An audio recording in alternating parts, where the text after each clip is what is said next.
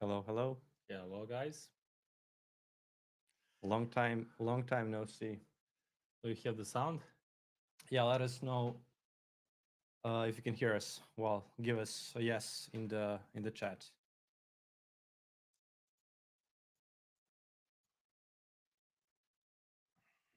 Yeah, hello. Okay, so we have the first yes. Perfect. Ciao, Nicola. So thank you all for joining us. Uh, Tell us first, where are you coming from? Where are you from? Are you from school? Are you from school premium, or are you from YouTube or Instagram possibly?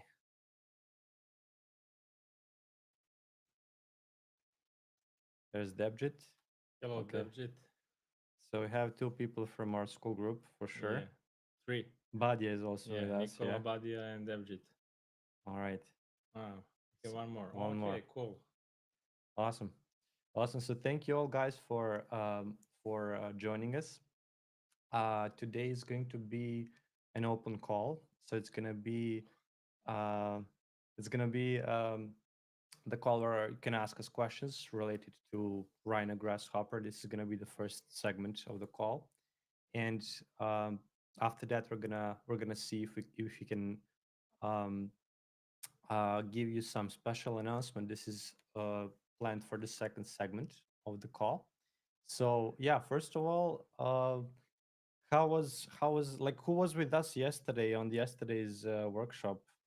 Did you guys enjoy yesterday's workshop?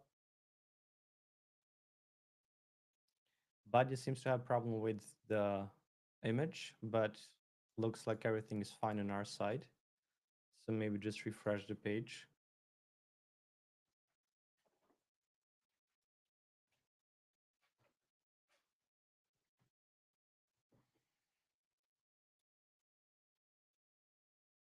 Since we have no, Participants from yesterday. Okay, so feedback from the yesterday workshop, so feel yeah, free to, post questions or ask us anything related to Rhino, Grasshopper.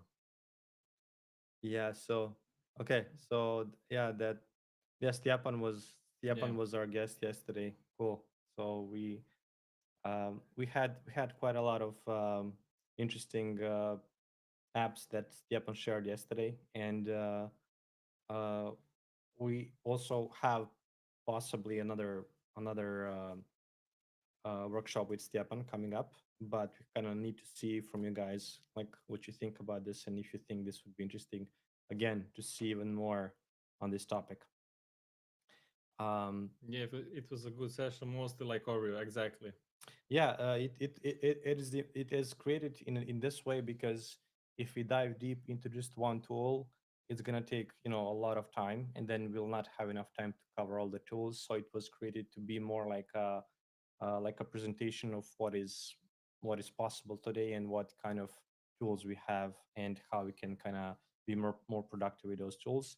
But yeah, next month we're gonna have also quite an interesting guest, and this is and the month after that, yes. So we're gonna.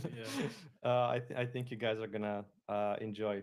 Um, so this session can be both, either for Grasshopper or in general. If you have any questions right now, you can ask us.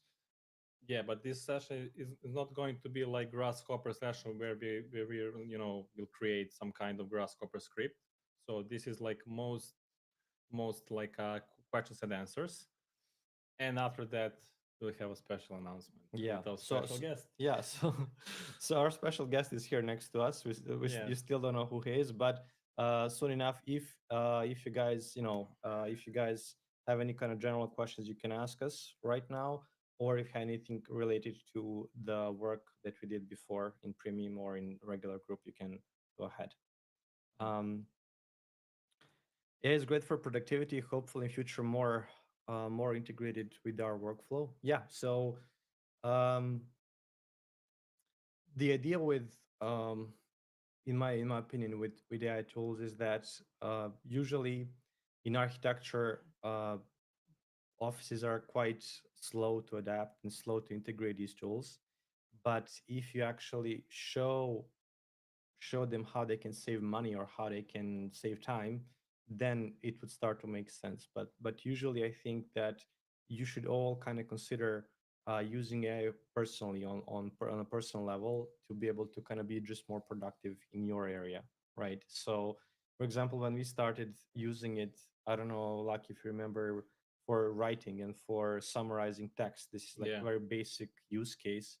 But we write a lot of text, write a lot of social media posts, and this seems like it's not difficult, but it actually takes time to kind of think about what to write, how to write, in which language to write, and AI can really kind of summarize all of this in your own language. So it's really easy, for example, for us to use it in that way, where we kind of save a lot of time when, like, before this, like 2 years ago, let's say I would have to, uh spend, let's say, 3 hours to write a really good, like, a couple of emails. Right now this can be, squished down in like 20 minutes, because right now you have the ability to actually feed the engine with a lot of your personal data, with personal writing style, and they can then know what you want to get as an output, and then it kind of gives you the output that you like or you dislike, but you can easily modify it, you can easily change it. So for us personally, that's something that we use this most for. And yeah, in December we're gonna have another guest who's going to be talking about how we can integrate this kind of workflow with Rhino and with Grasshopper, and how you can, just like you can use regular LLMs today, like ChatGPT, how you can talk with the script or talk with the Grasshopper, and then it gives you the answer. Next question is perfect for our special guest. So maybe, This will be answered yeah, later. Yeah, yeah. So stay with us, and we'll come our back to special guest we'll will come back to answer, this question. because he's very very professional with C sharp in Grasshopper. Yeah, this is something that you'll get an answer to near the end. But essentially, what I was saying is that, you know um, the technology is definitely evolving, and in architecture, there are even new tools that are, being created, especially in the area of BIM, and we have a lot of these new tools coming up. So this is something that you should all pay attention to, because, if um, you're, let's say, junior architect, you really want to examine the technology as much as you can, to be able um, to stay up to date, essentially. No, it's not Chris. It's not Chris, but that's a good guess. Yeah, Chris is also a friend of ours. Um, um, cool. So yeah, if you guys don't have any, specific questions anymore, like, let me know. Like, we can wait for a couple of minutes, and then we're gonna slowly start with the big announcement, big presentation, so on.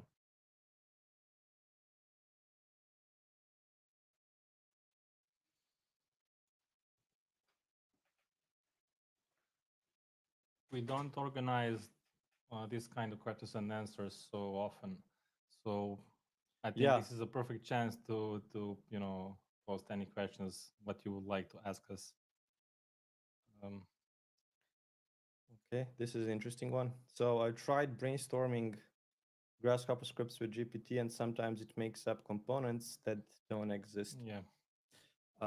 Yeah, this is because it doesn't have access to, all of the APIs inside of Grasshopper. And uh, uh, like, one thing that I noticed is that it can it's much smarter than it used to be, like, let's say 1 year ago, but it's still not there yet. And this is what this uh, plugin that we're going to present in 2 months is going to actually uh, try to solve this problem of communicating and talking with the actual Grasshopper components. um, Dominic, yeah, go ahead. What is the question?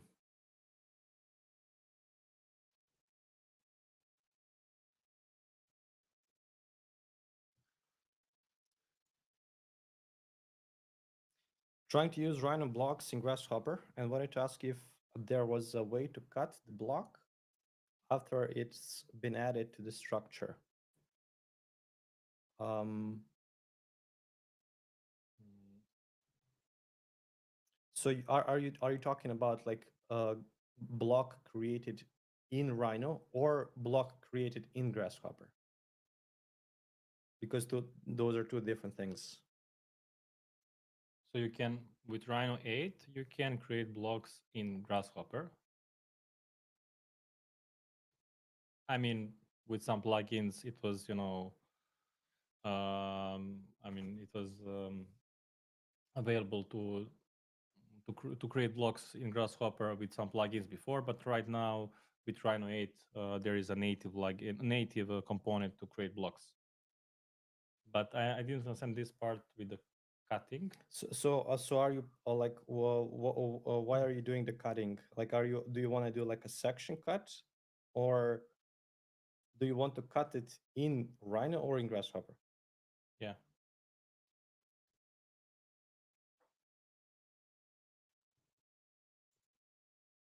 I have three domes where the structure blocks are over the domes, but they follow the domes. They follow the side. Trying to do Amazon domes. Well, I don't know. Let's check Amazon Yeah. domes. Ah, okay, I know this Oh, I project. see. Okay, Yeah, okay. yeah, yeah, I know. I think in the past we got few requests to make tutorial about this one. Yeah. I mean, this is if you're talking about um, this project, Amazon Spheres. I mean, I guess we can, line this up as a tutorial. But maybe, sorry, Mm. maybe you can send our tutorial where we created something similar. I mean, it is single dome. Geodesic dome, yeah. Yeah, Well, I think. Wait, Dominic, did we talk earlier on the via email? Because I remember that I was actually sending you this tutorial as well. Because I think you mentioned that you're creating these kind of structures. We did. Okay. we did. Okay. Okay. Yeah. We talked earlier Mm-hmm. on this topic. Okay. Okay. Um. Yeah. I mean, this is something that is definitely because we talked about how to actually create the cut planes and how to create um, the actual structure and buildable structure, not just the concept, but actually how they all connect and how all of this works. I mean,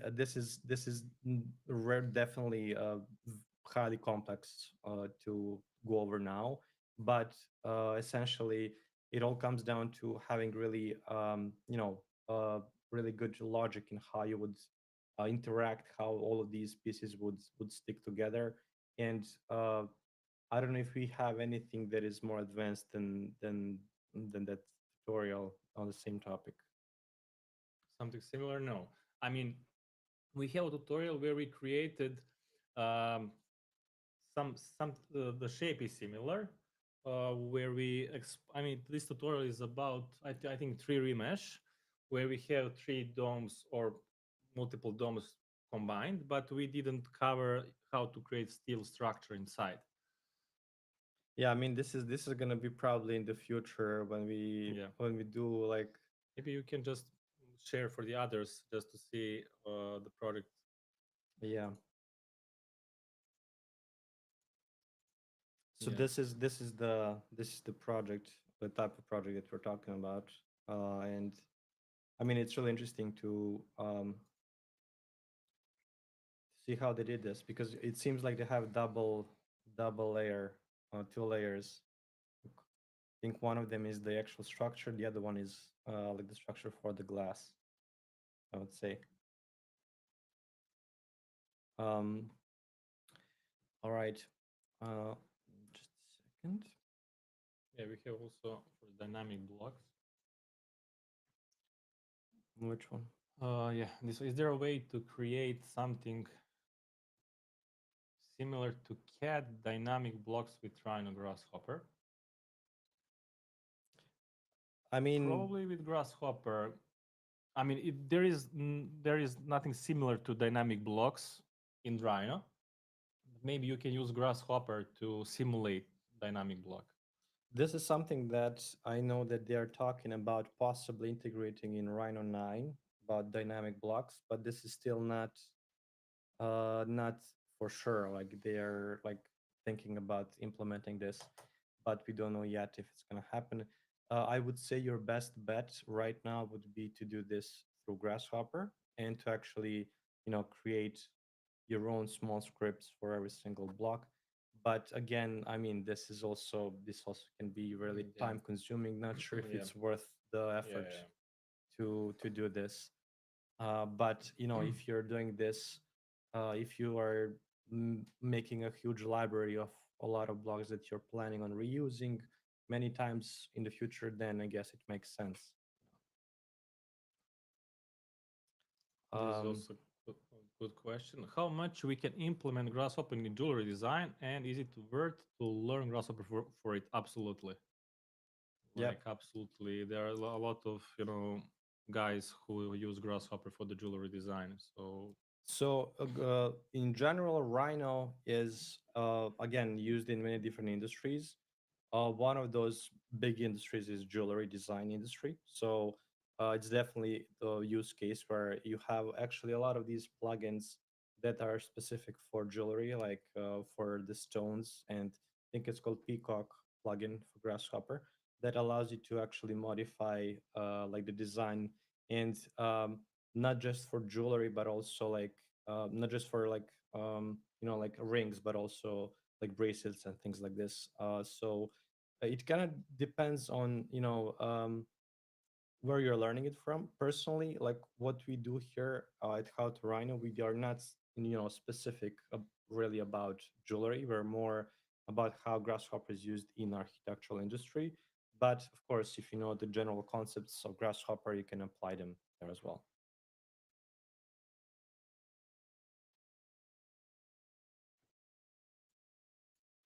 All right. So, is there anything else, guys, or we're ready for the next segment?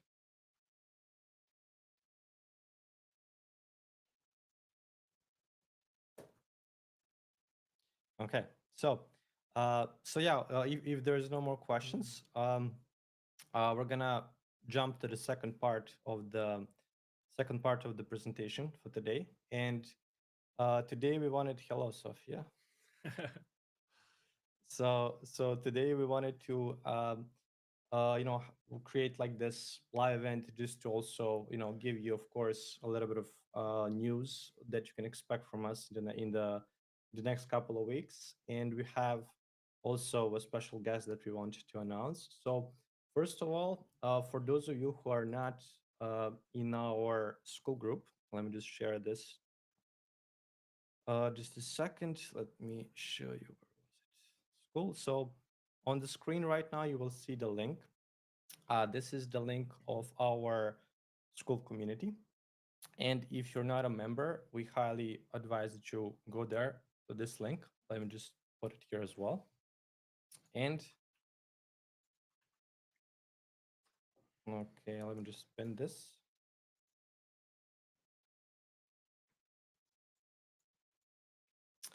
And um, yeah, and today we want to announce a special event that we're planning on doing in a couple of weeks. Let me just see if I'm on the right page. Okay, so now you should be able to see us as well. There we go. So on this page, this is our school community, How to Rhino school community. This is where we have a lot of people who are coming from all over our social media channels, people from YouTube, from Instagram, from LinkedIn. We're bringing all of you here. And this community is the place where we can actually interact with each other, where we can talk about problems, when we can talk about any kind of things that you want to know more about Rhino, about Grasshopper. You guys can actually help each other out as well. So we have a lot of supportive um, uh, people here, and we also jump in whenever we have something new. I often also give this job openings when I see on LinkedIn, so it's also a good resource to have. Um, so what we want to announce is that in 2 weeks exactly, actually in around 20 days, we have a special workshop coming up, and I'm gonna now show you. Completely free workshop. Yes, this workshop is going to be completely free. The workshop is called Optimization in Grasshopper, and it's going to take place from November 6th to November 13th. You guys, maybe you guys who are already with us here from before, you know that when we do these kind of workshops, we do them only like once a year. So this is going to be the same story. And just this workshop is not going to be the same as our previous workshops. This is going to be on a very specific topic, which is optimization in architecture. And here, I mean, I can this first video that you'll see here is gonna explain like how all of this works, for what you can expect to see here. We have 4 days of live events. So we start on, as I said before, um, on November 6th, 7th, 8th, and 9th. And this is going to be all opened until 13th. So you have uh, around 8 days to actually consume the whole content. We definitely encourage you if you can join us live, if this can be like interactive sessions, because you'll be able to ask us questions.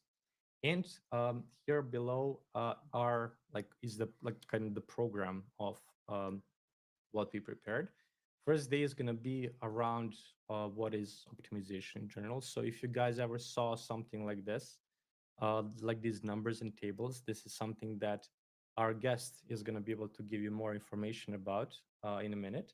But essentially, optimization is helping you make a better design decision based on real data that the actual engine calculates based on the criteria you give it. So it means that you will make the best design decision based on the input factors or parameters that you have. So essentially, you're allowing machine to give you the best conditions, and then you pick the best solution, and that's it. So it's allowing you to also make the best solution, not just for like the building per se, but also for, let's say, urbanistic situation, or for a group of buildings, or for just like a single facade. So there's a lot of different applications of how you would be able to use this to make better options, make better design options, and you will also be able to kind of understand how all of this works in the background, and how you can create this yourself with Grasshopper. So now, before we continue, I want to hear from you guys. Did anybody here uh, play with optimization? Do you guys even know what optimization in Grasshopper is? Have you ever had situation um, to Use learn more, or use this? Have you ever used Galapagos maybe?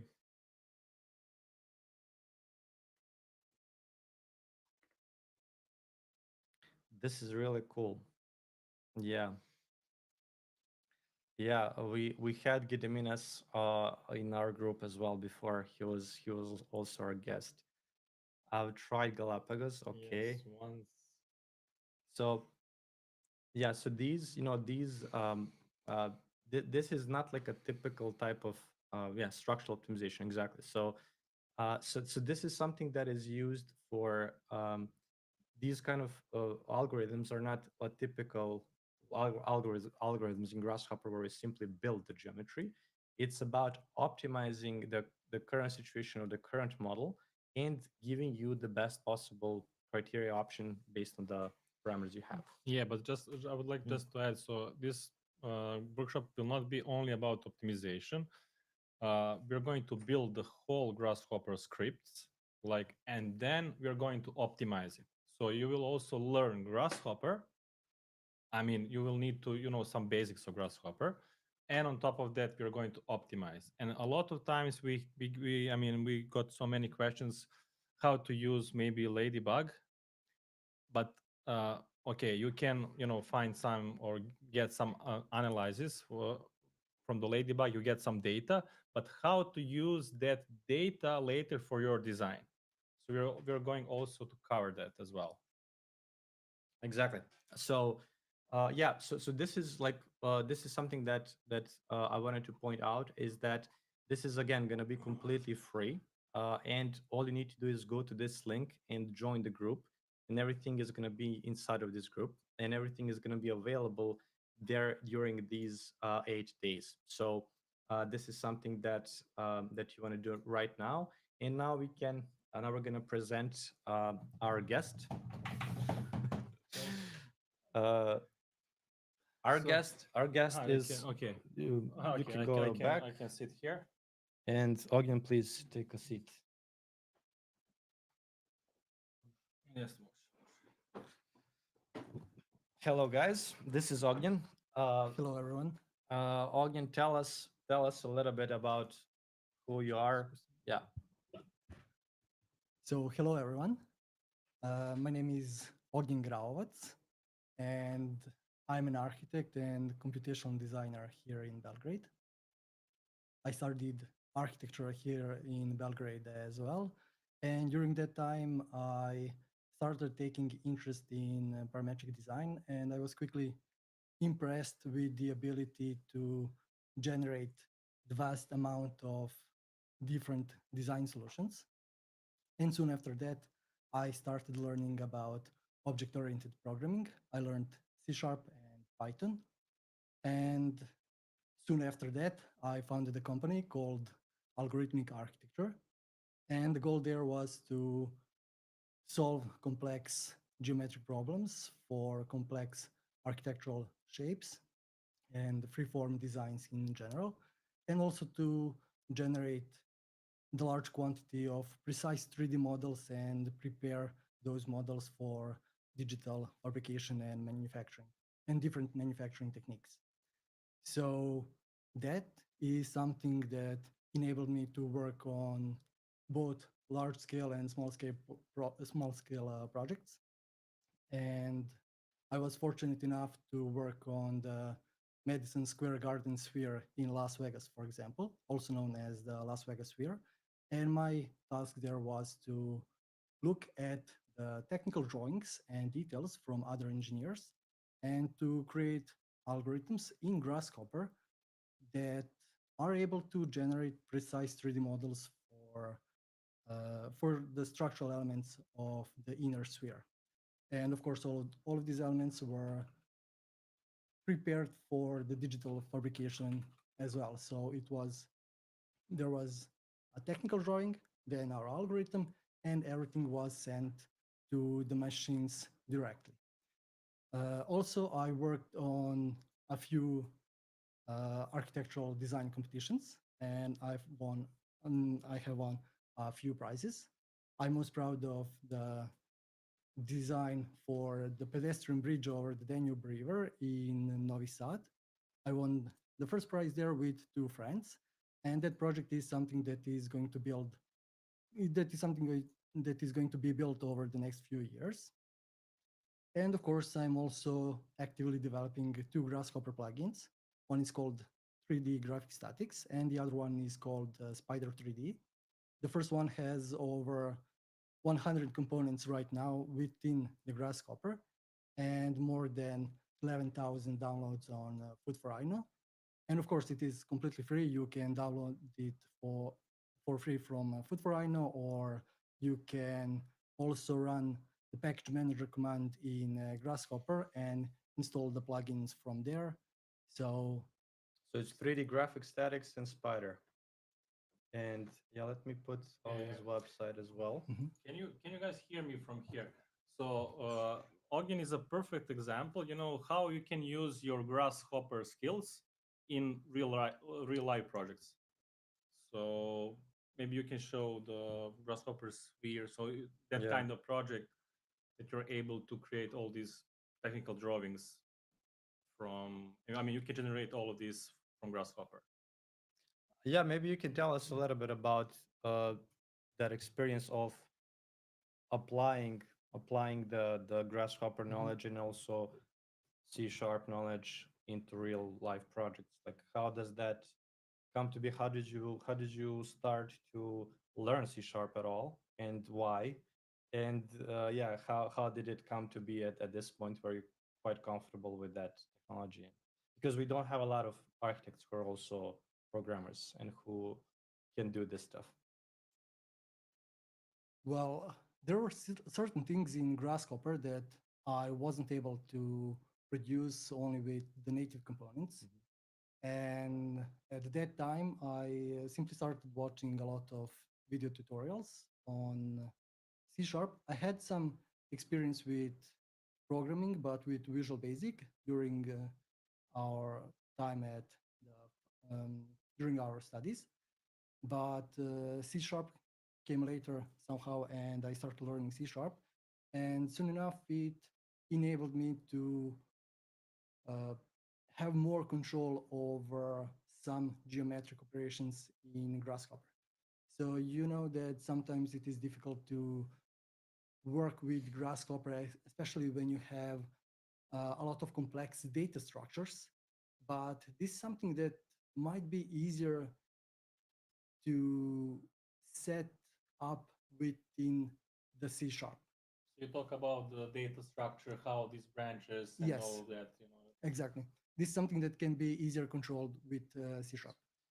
Yeah, and can you also answer maybe On the previous on the question, previous question we have what resources you use to learn C sharp? So I think it's can you scroll up.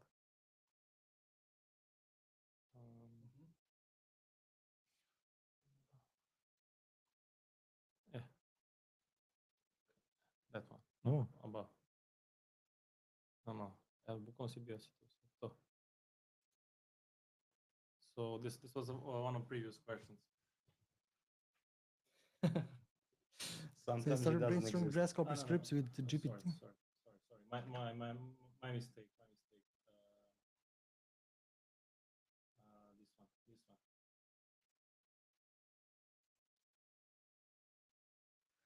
So do you use C Sharp in Grasshopper? And if so, what do you use it for? And what resources did you use to learn it? I started learning C Sharp only from video tutorials. I didn't read a book on C Sharp simply because it was easier for me to watch the tutorials. So there are great tutorials from Miloš Dimčić from Programming Architecture. I watched his tutorials, and there are also a lot of good tutorials on YouTube. I'm going to mispronounce his name, but something like Long Nguyen. I'm not sure how to pronounce his name, but his tutorials were so good. Is it the same guy that had a workshop on Python? Amazing guy. Yeah. Long is maybe later on. I'm going to find the link. Yeah. And of course, the best thing for learning C Sharp in Grasshopper is to start doing it on your own and to start by solving simple problems and then move on to more complex problems. I think it's the same like with Grasshopper, right? Yeah, exactly. So you simply need to have a lot of practice in order to get this skill to. I think you also mentioned with the guy from Harvard, right? Yes, there is also a pretty good professor at Harvard. He has a YouTube channel and a Discord community that is called Parametric Camp. And there are also a lot of tutorials available for free from his teaching. So later on, I'm going to put all of these links. So yeah, you can learn we'll put the everything. links. We'll put the links below the recording and also in the description when finish. Yeah, so this was the comment from before. What we have on 26th with Ognjen Graovac in the school calendar. So Yeah. this is gonna be our second in a Q&A in a series that's gonna be very specific on the topic of the workshop and what we're gonna be doing there. So that's gonna be next week. So, but we didn't mention why Ognjen is our special guest. So. Yeah, Yeah. So yeah, exactly. That's the We most forgot. important thing. We Yeah. forgot. So essentially, Ognjen is our special guest because he's gonna be the one who's gonna take care of the workshop. He's gonna be the instructor, the host for the workshop because Ognjen is extremely good in this area in optimization and computational design. So we invited Ognjen to join us to bring to you this workshop, and that's that's the reason why. And we also were working on something for the last year and a half, and you'll know about this if you join the workshop. You'll hear all about this um, in a couple of weeks. Yeah. So essentially, uh, maybe we can kind of just touch upon of the things, the topics that we're going to be doing on Mhm. the workshop. Maybe you can tell us a little bit about kind of what they can expect on a high level. Maybe we So, can start generally, mhm. maybe day one, day two, day three, day Yeah. four. Okay, so it is going to be related to optimization in Grasshopper, but we are going to put more focus on a practical approach. On the first day, on the first day will be split into three segments.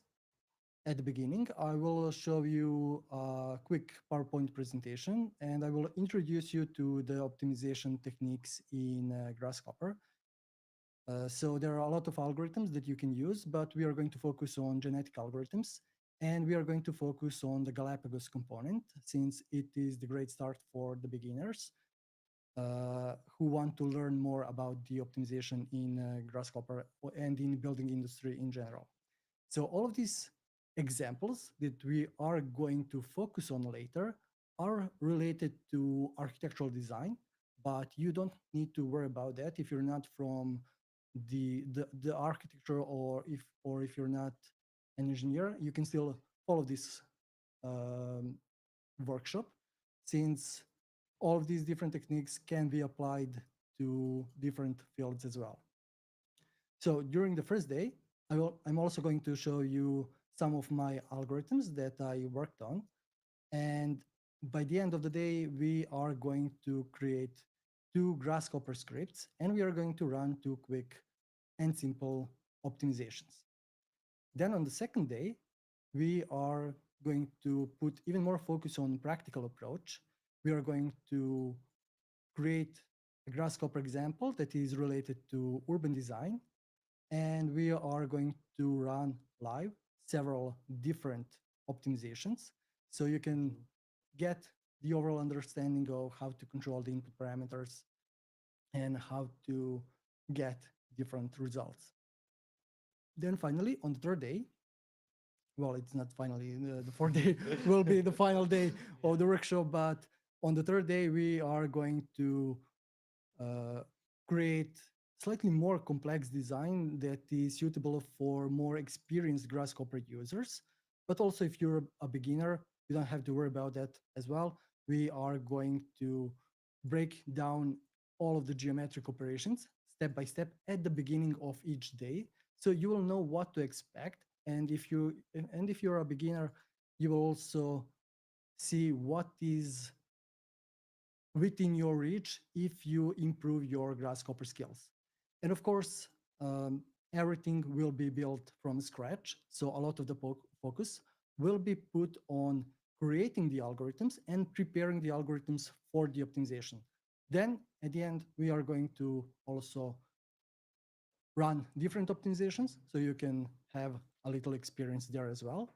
And then on the fourth day, we will Yeah, we'll give you an overview. Yeah. overview, yeah. And actually, what we just played now in the background was just to kind of give you an idea of what this is. Like, what is optimization? Like, it's a way of actually, having the algorithm work for you. You create the algorithm, and then it kind of creates multiple iterations of the same design, and then you get the best one at the end. So that's what essentially optimization is.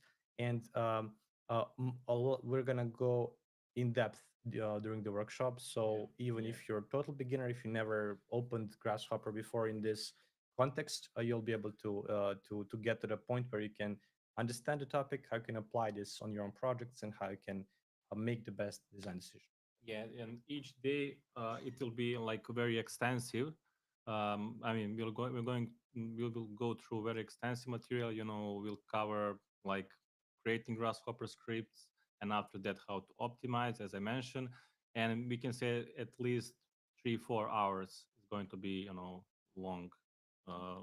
Yeah, I you mean, do? so this is Just to prepare yourself, yeah, it kind of depends on the content, depends on the questions, but in general, like from 2 to 4 hours would be like each live session, and you'll be able to watch the recordings until the end of the 8 days period. And we're gonna get again have a lot more information on this next week. We're gonna have another one of these Q&As. Today we wanted just to present Ognjen to you, and you can see that he's not wearing a black T-shirt. So yeah, and his he's also in our field. He's also an architect, and he uh, you just saw his website. He's gonna be responsible for holding the workshop. We're gonna of course be the support here as well, and all of the guys from our premium school group is also you're also gonna have full access to this. So yeah, I think we're that's what we wanted to cover today. We're gonna if you have any last minute questions, you can go ahead and ask us. We're gonna leave all of the links when you finish the call. We're gonna put this recording in our school group. Make sure to go there. Once again, here is the link. You can go there and log in and create your account. And in the next couple of days and weeks, we're gonna have more and more details on how to actually enroll in the workshop. All you need to do actually is just to join the group, and everything is gonna be available there. Yeah.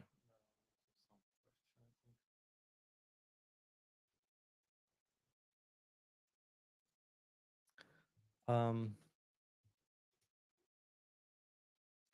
when you export various geometry components for digital fabrication manufacturing, do you also create the G code for CNC? I mean, it depends. I guess. I can answer Yeah, this. go ahead. Yeah. Go ahead. Yes, we did create a kind of G code, uh, especially when we worked on the Las Vegas Sphere. So my task there was to prepare the files for the digital manufacturing, and at some point, I was given a PDF file with 100 pages, and I needed to read everything in order to prepare the algorithm to generate specific NCW files for the robotic arm for the actual manufacturing of the elements. So that was a pretty interesting design challenge and something to solve. I think this is, once again, a unique opportunity to ask, Ognjen any questions related to, participating in building some special project like Las Vegas Sphere. So you feel free to ask any question you would like. I mean, related to this process and how, what is like to be involved in this kind of project. Yeah, we had a lot of questions for Ognjen ourselves. Yeah. I mean, yeah, exactly. Um, specifically because like I remember you were saying that you had like a lot of these calculations had to be done from scratch. Sometimes they're not really good in Rhino. You need to write C# script for it because it's more efficient and it works. It's faster. Yeah, And exactly. So everything that you do in the C# is several times faster compared to the Grasshopper. So sometimes if you have the programming skills, it can speed up your algorithm significantly. So yeah, yeah, we're Yeah, that's the power of using C# yeah. instead of vanilla Grasshopper. And of course, if you're interested in C#, there are a lot of free and available tutorials on YouTube. So you can simply start by watching simple tutorials and doing simple exercises. If you are coming from architecture and engineering, I would advise you to learn C# over Python But if you're interested in artificial intelligence, then you should probably start learning Python before C Sharp because there are a lot more libraries available for Python than for the C Sharp. But of course, this is something that will come naturally to you when you are experienced Grasshopper user. Is there anything you can suggest juniors trying to get into the job you do every day? It seems to be difficult finding junior computational design jobs. First of all, I haven't seen junior computational design job offer. I think usually Yeah. it's already at least senior. But I think usually for the junior, it's some kind of to join already some kind of offices they have already team for the computational design. That's first of all. So I assume it's some kind of big office. But suggestion, maybe again you can answer this. Well, Practice. I mean, that's first of all.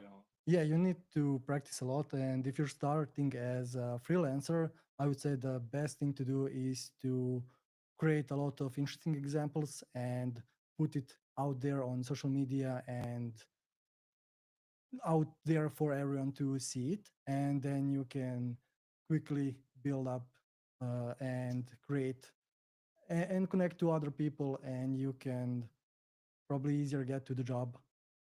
Yeah, I would also add, I mean, just like Ognjen said, make it open source to start with at the beginning, because people who want to hire usually want to see what you did in the past.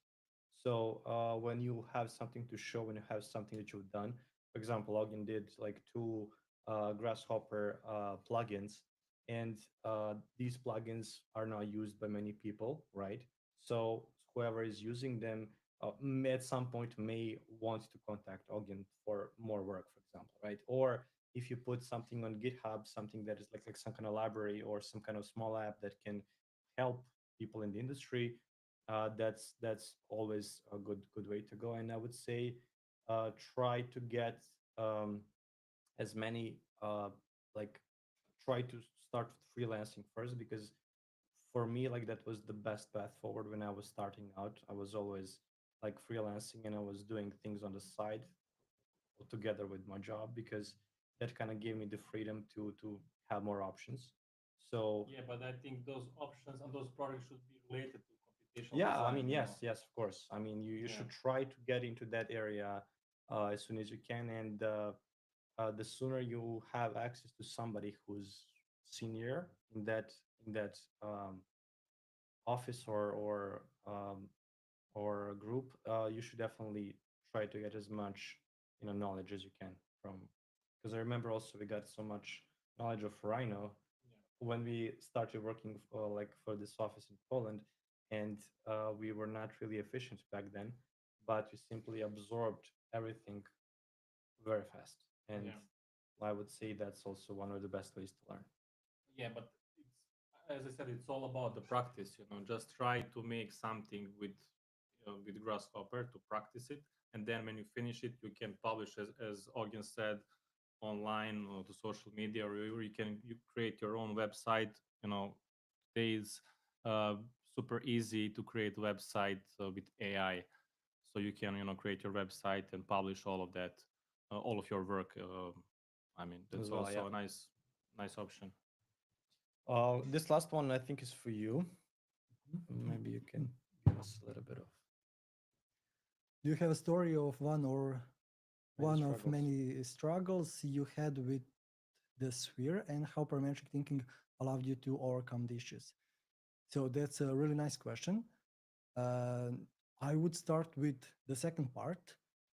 The parametric approach teaches you how to divide one big problem into several smaller problems, and then you can solve each of those problems separately.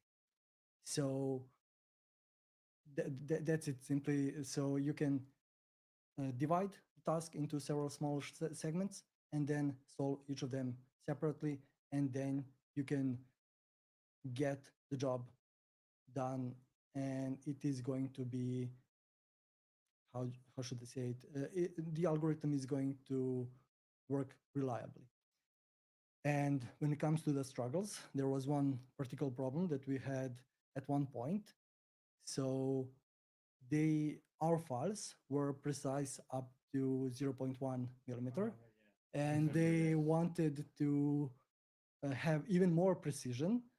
And then I needed to spend probably up to 2 weeks trying to find where is the error in the code or in the algorithm, in the Grasshopper algorithm, in order to have lower tolerance.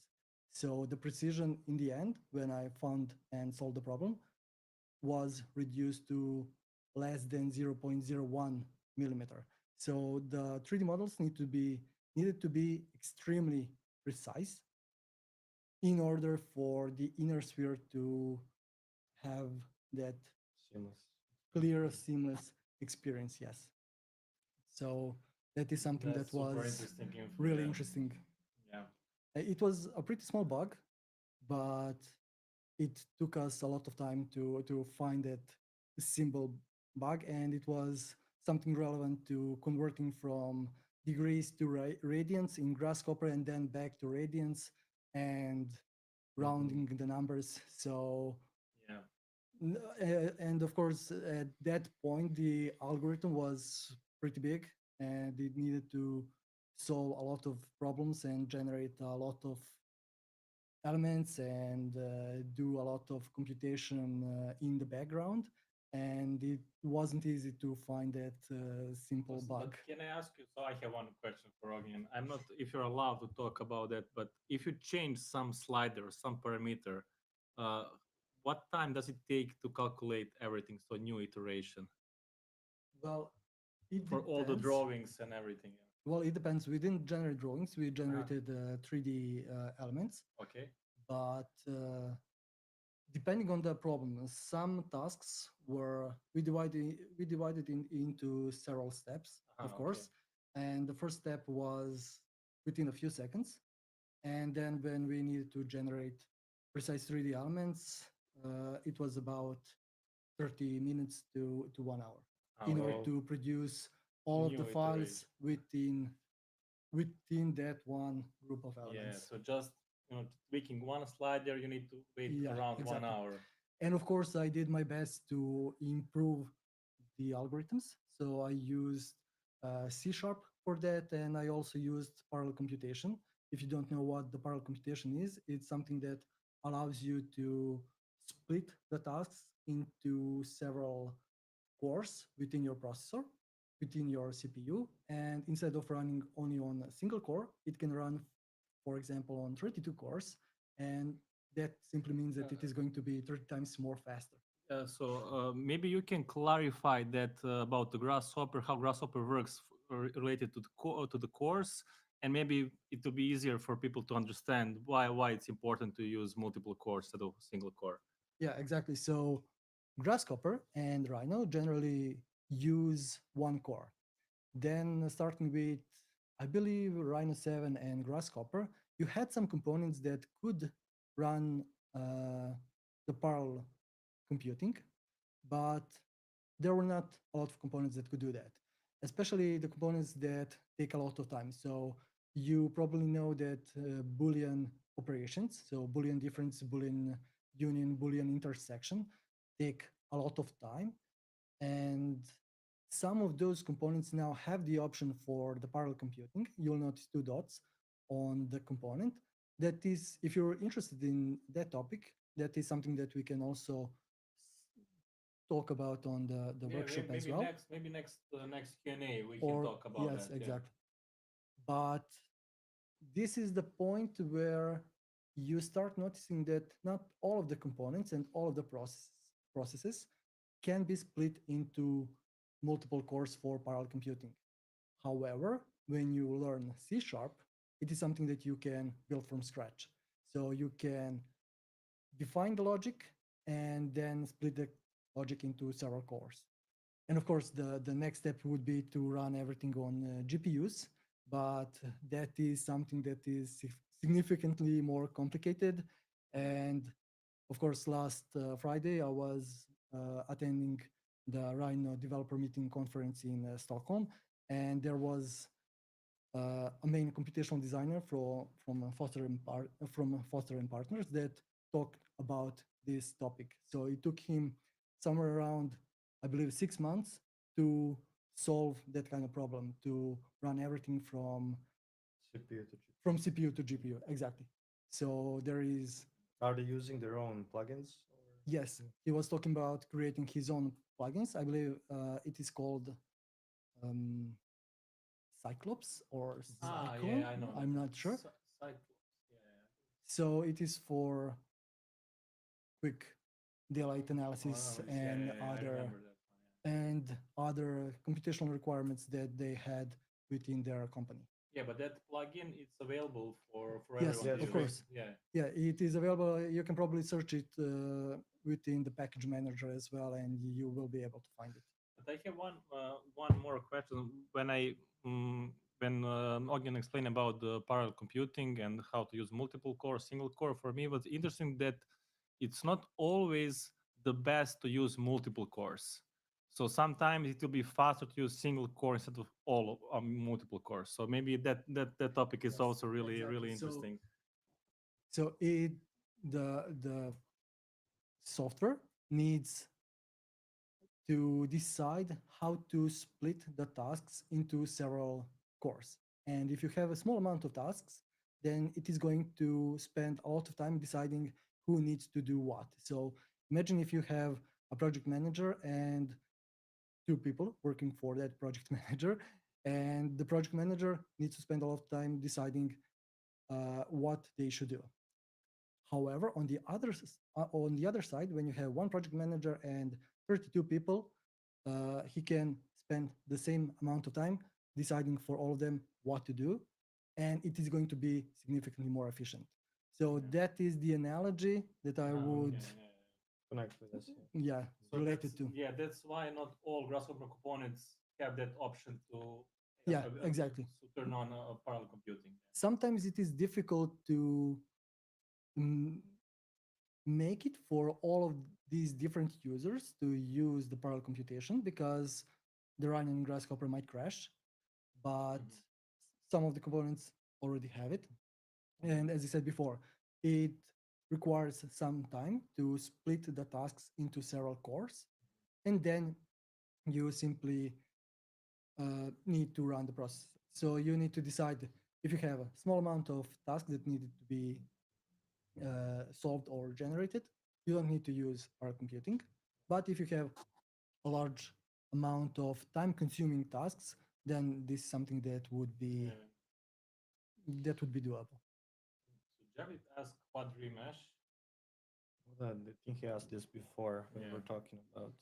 Uh, I'm not sure if quadrimesh is using parallel computing.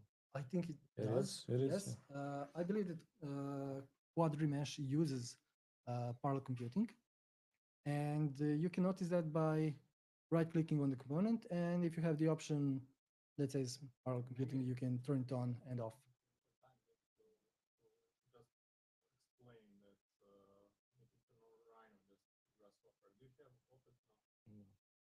I think Okay, we maybe- should do this next time. Now Okay. we're out of time Okay, for guys. this one. So let's wrap it up for today. Thank you guys for joining us. We're gonna have one more live event like this, like Q&A before the workshop. That's gonna happen next week. So the next one is on 26th. It's gonna be the same format on YouTube here and inside of our school community. We're inviting you now, of course, if you're not in our school community, to go there and to join because all of the information about the workshop is going to be available at the end of the day today. And you'll be able to ask us questions there directly about the workshop. And yeah, we're excited. We're excited for this new content that we're preparing for you in the next couple of weeks. And we're gonna put again all of the links that we mentioned in this live are gonna be below in the description, and also in our school group. You'll get all the links there. uh, also for the C sharp videos. So don't worry. So yeah, thank you guys again for joining us, and you can maybe prepare some new questions for next week, and then we'll go from there. Okay. See you next week.